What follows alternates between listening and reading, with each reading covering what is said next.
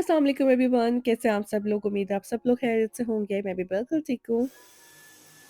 इस व्लॉग में मैं आप लोगों को अपना क्लॉज़ेट टूर करवाऊँगी। इसके अलावा विंटर शॉपिंग मैंने कुछ की थी, वो भी जो खाड़ी से मैंने की थी। लास्ट व्लॉग में वाला आप लोगों को बताया था, वो भी आप लोगों के साथ शेयर करूँगी। तो वीडियो को स्टार्ट करने से पहले जल्दी से मेरे चैनल को सब्सक्राइब कर दें और अगर मेरी वीडियो अच्छी लगे don't forget to like, comment and share.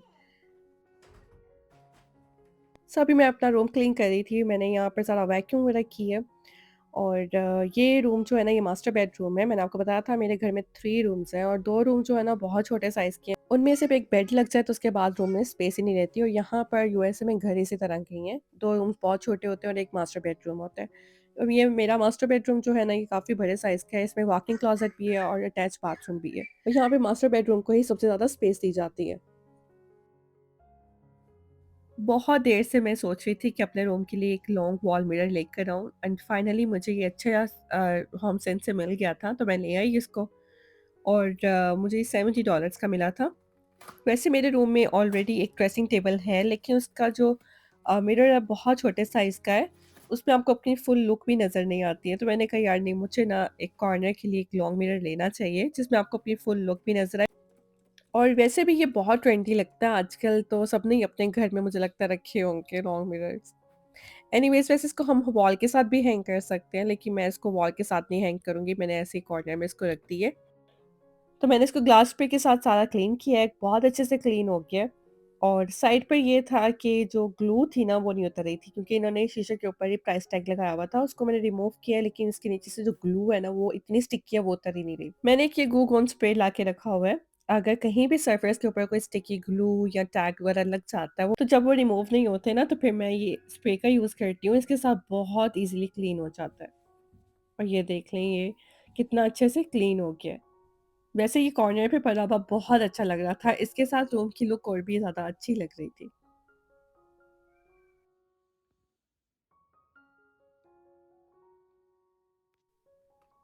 कुछ दिनों पहले मैंने ज्वेलरी ऑर्डर की थी एनालिज़ा वेबसाइट से, क्योंकि मुझे इनकी ज्वेलरी बहुत अच्छी लगती है। आजकल एनालिज़ा वेबसाइट पे एक्सक्लूसिव हॉलिडे सेल चल रही है, तो सब ज्वेलरी पे 35% ऑफ है। मैंने सोचा आपने रीऑर्डर कर लेती हो, बिकॉज़ इससे काफ़ी सेविंग हो जाती है, अगर आप सेल से ले लो। वैसे तो इनकी ज्वेलरी काफ़ी एक्सपेंसिव है, लेकिन सेल पे आपको बहुत अच्छी प्राइस पे मिल जाएगी। बात करें इनकी पैकेजिंग की, तो ये देख लें कि पैकेजिंग कितनी ज़बरदस्त है, इतने प्यारे बॉक्सेस हैं इनके और कलर कितना अच्छा है इनका। अच्छा, तो मैंने अपने लिए ये ऑर्डर किया था एक इयररिंग सेट, और ये है लॉन्ग थ्रेडेड इयररिंग्स। मुझे बहुत अच्छे लग रहे थे, थोड़ा डिफरेंट स्टाइल था और ये बहुत यूनिक से बने हुए हैं। और मेरे पास ये डिज़ाइन के स्टाइल के इयररिंग्स पहले नहीं थे। तो मैंने कहा चलो ये वाले ऑर्डर करके देखती हूँ।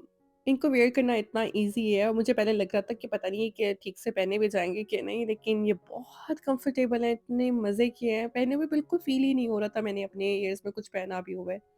इतने लाइट वेट है, किसी भी आउटफिट के साथ इनको पहना हो ना तो ये बहुत अच्छे लगेंगे। इनकी वेबसाइट पे इयररिंग्स की बहुत सारी वैरायटी है, डिफरेंट-डिफरेंट वैरायटी में आपको इयररिंग्स मिल जाएँगे। मैंने तो ये वाले ऑर्डर किए थे क्योंकि इनके पास ये वाला एक बहुत यूनिक स्टाइल का इयररिंग्स पेयर था, तो मैंने ये अपने लिए ऑर्डर किया। अनदर थिंग मैंने अपने लिए ऑर्डर की है वो ये स्ट्रैप ब्रेसलेट, जो कि मुझे बहुत अच्छी लगती है। आप लोग मेरे व्लॉग्स में देखते होंगे कि मैंने हमेशा ब्रेसलेट पहनी होती है, क्योंकि मुझे ब्रेसलेट्स बहुत अच्छी लगती हैं। और ये वाली ब्रेसलेट बहुत ही यूनिक है। इसको फिनिशिंग टच देने के लिए 14 के गोल्ड का यूज़ हुआ हुआ है और ये देख एंड इट्स लुक ब्यूटीफुल।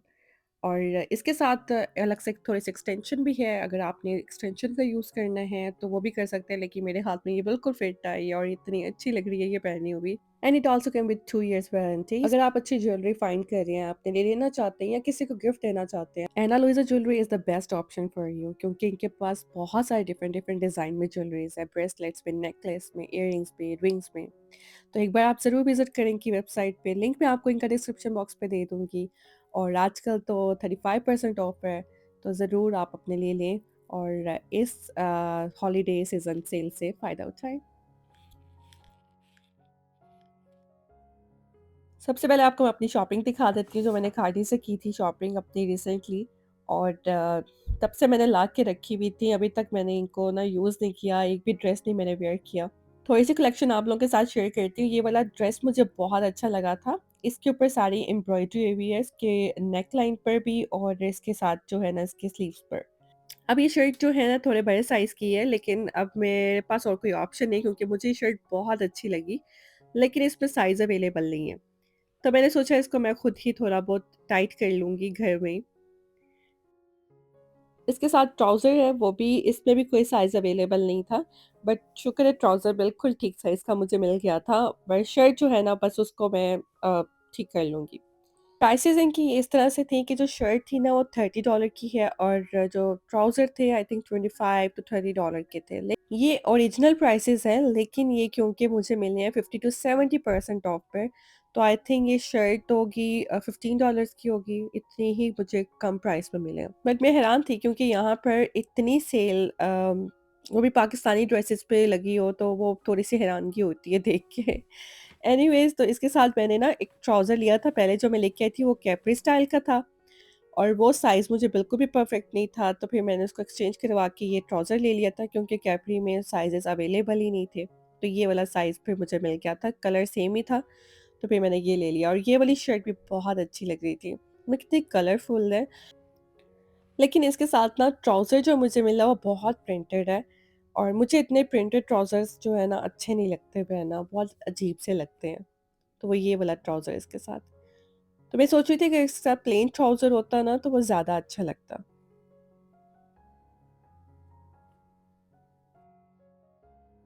आप लोग भी मुझे कमेंट करके बताना कि आप लोगों ने अगर खाड़ी से शॉपिंग की है तो वहाँ पर डिज़ाइन्स कैसे हैं? क्या इसी तरह के ड्रेसेस हैं वहाँ पर सेम डिज़ाइन यही है या चेंज है? अच्छा ये कुछ अलग से मैंने शर्ट्स ली थी और ये वाली शर्ट भी बहुत प्यारी है। अच्छा मैं आप देखेंगे तो मैंने सारी मैरून में ही ली हैं क्योंकि और तो इतने ख़ास कोई कलर्स थे नहीं, सभी डार्क थे वहाँ पे लेकिन ये वाले कलर्स मुझे बहुत अच्छे लग रहे थे, तो फिर मैंने ये ही लिए।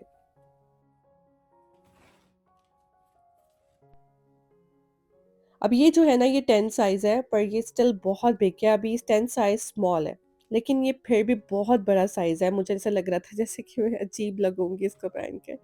तो एक्स्ट्रा स्मॉल हो ना तो फिर ठीक रहेगा। लेकिन मैं सोच रही थी कि यार इन्होंने इतने बड़े साइज़ के ड्रेसेस क्यों रखे हुए हैं? मतलब कि यार स्मॉल भी इनका जो है ना वो मीडियम ही लगता है। ये शर्ट भी मैंने स्मॉल साइज़ की ली है लेकिन ये भी बहुत बड़ी लग रही है मुझे। तो एक्स्ट्रा स्मॉल ही इसमें ठीक रहनी थी और मैं दोबारा चेंज करवाने तो नहीं जा सकती, पहले ही मैं अभी एक्सचेंज करवा के आई हूँ। लेकिन अभी भी मुझे लग रहा है ये ड्रेस बहुत बड़े साइज़ की है। एक ये शर्ट मैंने ली थी, ये मैंने खादी से नहीं ली, सेपरेट किसी और स्टोर से ली थी, ये भी मुझे काफ़ी अच्छी लग रही थी, विंटर्स के लिए परफेक्ट थी। अपने लिए कोई अच्छे शूज़ मैंने देख रही थी तो मुझे ना ये वाले बहुत अच्छे लगे और ये कलर भी मेरे पास नहीं था तो बहुत कंफर्टेबल थी, पहनी हुई भी बहुत अच्छी लग रही थी। और ये मुझे मिली थी 24.99 की, तो प्राइस भी अच्छी थी इसकी काफ़ी। बेड के नीचे ना मैंने एक ये बैग रखा हुआ है स्टोरेज बैग जो स्पेस सेविंग के लिए बहुत अच्छा रहता है। तो जैसे गर्मियों और सर्दियों के मैं कपड़े वगैरह रखती हूँ ना, तो इस तरह के बैग्स में मैं रख देती हूँ, इससे स्पेस सेविंग भी हो जाती है और बेड के नीचे के लिए भी ये बहुत अच्छा रहता है, फिट आ जाता है। ये आपको अमेज़न से मिल जाएगा बैग और ये बहुत अच्छा रहता है, आप भी इसको अपने लिए ले सकते हैं, काफ़ी ज़्यादा आपके घर में स्पेस सेविंग हो जाएगी। मैंने इस पे सारे अपने पुराने दुपट्टे रखे हुए हैं, जो मेरे ड्रेस पुराने हो जाते हैं या ख़राब हो जाते हैं, उनको मैं डोनेट कर देती हूँ, लेकिन दुपट्टे मैं सेव कर लेती हूँ, लेकिन सबके दुपट्टे नहीं रखती, मतलब कुछ-कुछ बीच में से मैं रख लेती हूँ। अब मैं जो खाड़ी से ड्रेस लेकर आई हूँ ना, तो वो शर्ट और सिर्फ़ ट्राउज़र्स हैं, तो शर्ट के साथ मैं दुपट्टे घर से ही मैच करूँगी और काफ़ी हद तक ना ये मैच हो जाते हैं। मैं कभी थ्री पीस भी सूट लेती हूँ, लेकिन अगर जो खाली शर्ट्स होती हैं ना, वो लेती हूँ ना, तो फिर उनके दुपट्टे मैं घर से ही मैच कर लेती हूँ। वैसे ना ये टिप मैं उन सब लोगों को दे रही हूँ जो लोग ओवरसीज़ में रहते हैं। पाकिस्तान के लोगों को इसकी टिप की ज़रूरत नहीं है क्योंकि वहाँ पर आपको सारी चीज़ें बाहर से मिल जाती हैं, यहाँ पर मैचिंग नहीं होती है और ना ही आप डाई करवा सकते हैं जाके दुपट्टे। तो जो स्पेशली मेरे पास डाई दुपट्टे होते हैं ना, वो मैं बिल्कुल नहीं फेंकती हूँ। वो मैं घर में रखती हूँ, वो बिल्कुल मैच हो जाते हैं। अच्छा मैंने अभी जो ड्रेस भी पहना हुआ ना ये मैंने सफ़ायर से शर्ट ली थी। दुपट्टा मैंने घर से ही मैच किया हुआ है। इसके साथ दुपट्टा नहीं था। अब ये खादी के ड्रेस के साथ जो दुपट्टा मैच हुआ है ना ये लाइमलाइट का है। क्योंकि आजकल स्टोर्स पे ट्रेंड ये हो गया हुआ है कि शर्ट अलग से लो और दुपट्टा अलग से परचेज़ करो। तो वो इससे बेहतर रहता है कि आप जो दुपट्टों पे आपने स्पेंडिंग करनी है उसमें आप अच्छी शर्ट ले लें और दुपट्टे घर से निकाल के साथ में मैच कर लें। तो मैं भी ऐसे ही करती हूँ और इस तरह से सेविंग भी हो जाती है।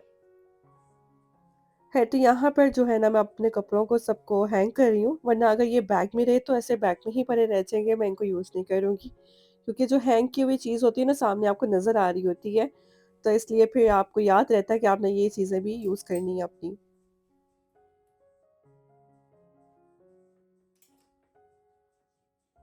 ये वेलवेट के हैंगर्स बहुत अच्छे रहते हैं हैंग करने के लिए, वरना मेरे कपड़े जो ऐसे हैं कि वो बेचारे अगर मैं प्लास्टिक हैंगर का यूज़ करूँ ना तो वो स्लिप हो जाते हैं, गिर जाते हैं। लेकिन इसके ऊपर से ये स्लिप नहीं होते।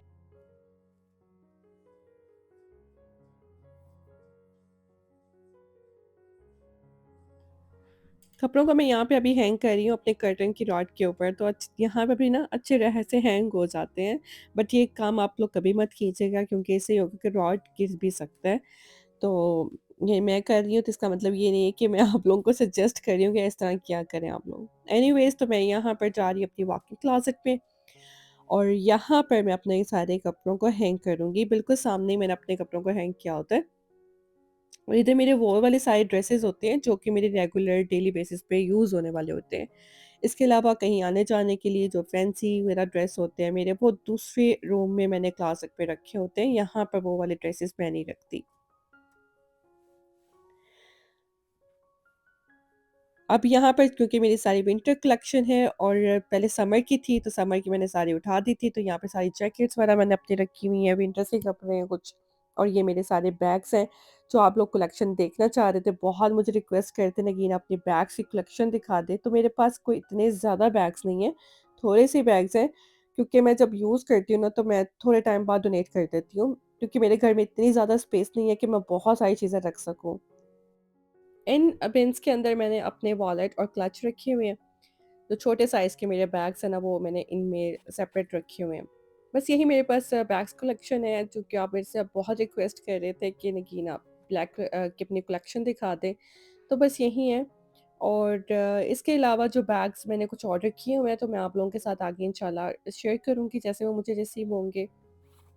यहाँ पे मैंने पहले अपने सारे समर की ड्रेस हैंग किए हुए थे, उनको भी मैंने पैक कर दिया था और ये मेरी सारी विंटर कलेक्शन है। ये वाली जो पिंक हुडी है ना, ये मैंने फॉरएवर 21 से ली थी। ये काफ़ी टाइम पहले ली थी मैंने और ये बहुत मुझे अच्छी लगती है। फॉरएवर 21 टाइसन कॉर्नर में पहले ओपन था, लेकिन अब वो क्लोज़ हो गया वहाँ पे। लेकिन वहाँ पे भी बहुत अच्छे आपको हुडीज़ वगैरह मिल जाती थी, लेकिन अब वो पता नहीं क्यों क्लोज़ हो गई है शॉप। ये शर्ट्स भी मैंने लाइक आई थिंक 2 वीक्स पहले ली थी और अभी तक न्यू पड़ी हुई है, मैंने अभी तक ये यूज़ ही नहीं की।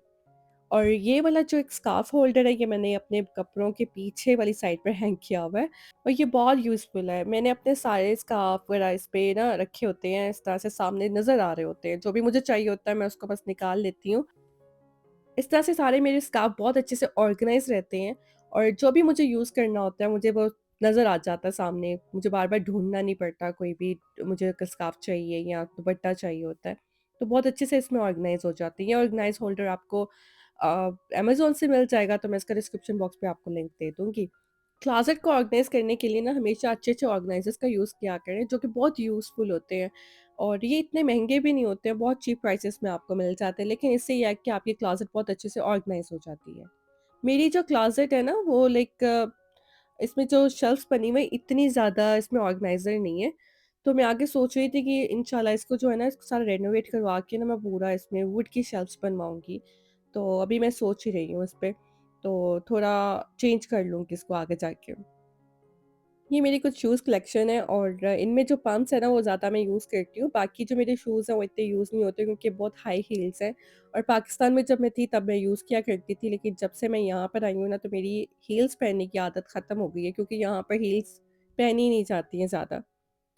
तो ख़ैर ये कुछ लो हील्स वाली भी शूज़ हैं मेरे पास, लेकिन फिर भी मैं इतना ज़्यादा इनको यूज़ नहीं करती हूँ। ये वाली जो शूज़ हैं ना, ये मैंने अपने वलीमे पे लिए थे, मेरी शादी के पड़े हुए हैं और ये बिल्कुल न्यू पड़े हुए हैं और एक बार भी मेरे यूज़ नहीं हुए और लिए मैंने वलीमे के लिए थे और बहुत अच्छी लगी थी मुझे ये तब, लेकिन पता नहीं क्यों मैंने ये यूज़ ही नहीं किए।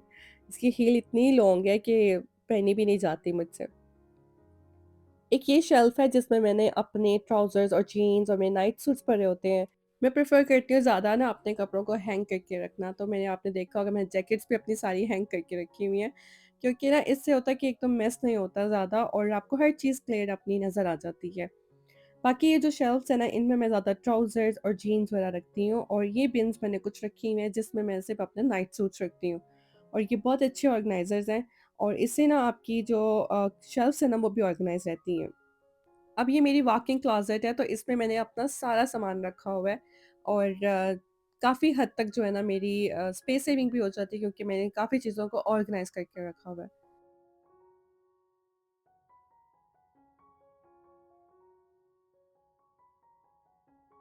इस जगह पे मेरे हस्बैंड के सारे अपने उनकी शर्ट्स वगैरह रखी हुई हैं और बच्चों के कुछ कपड़े पड़े हुए हैं जो कि पाकिस्तान से कुछ गिफ्ट आए थे तो मैंने यहीं पे हैंग कर दिए थे। लेकिन अब इनको मैं शिफ्ट कर दूँगी इनकी क्लॉज़ेट में। तो बच्चों की क्लॉज़ेट जो है ना वो सेपरेट है बिल्कुल, वहाँ पे मैं सिर्फ़ बच्चों का सामान रखती हूँ। और यहाँ पे मैंने अपना ड्रेसिंग टेबल भी रखा हुआ है, क्योंकि क्लोज़ेट के अंदर ही मैंने इसको रखा है ताकि ये मेस ना हो। मेरा बाहर वाला ड्रेसिंग टेबल तो आपने देखा होगा, वो मेकअप के लिए मैं यूज़ नहीं करती हूँ क्योंकि मेकअप के लिए मैंने अपना ये सिर्फ़ ड्रेसर रखा हुआ है, ये बहुत अच्छा रहता है। ये मैंने आप लोगों के साथ शेयर भी किया था, हार्नेस से मैंने ये लिया था और बहुत अच्छा रहता है, काफ़ी चीज़ें मेरी इसमें ऑर्गनाइज़ होके रहती हैं। मैंने अपनी सारी ज्वेलरी वगैरह इधर रखी हुई है। और दुआ से थोड़ा-सा दूर रखा हुआ है मैंने सामान, जब मुझे तैयार होना होता है ना, तो मैं अपनी क्लॉज़ेट में आ जाती हूँ, यहाँ पर आकर मैं तैयार भी होती हूँ, मेरे ड्रेसेस भी यहीं पे पड़े होते हैं। तो इससे मेरा बाहर का जो रूम है ना, वो क्लीन रहता है, क्योंकि आपको पता है मेकअप के साथ ना वैसे ही बहुत ज़्यादा गंद पड़ जाता है।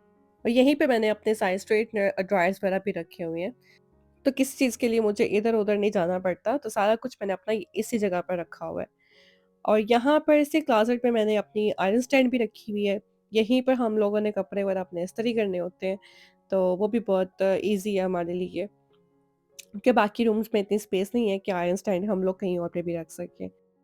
वॉक-इन क्लोज़ेट का ना बहुत फ़ायदा होता है, काफ़ी चीज़ें आपकी अच्छे से ऑर्गनाइज़ हो जाती हैं।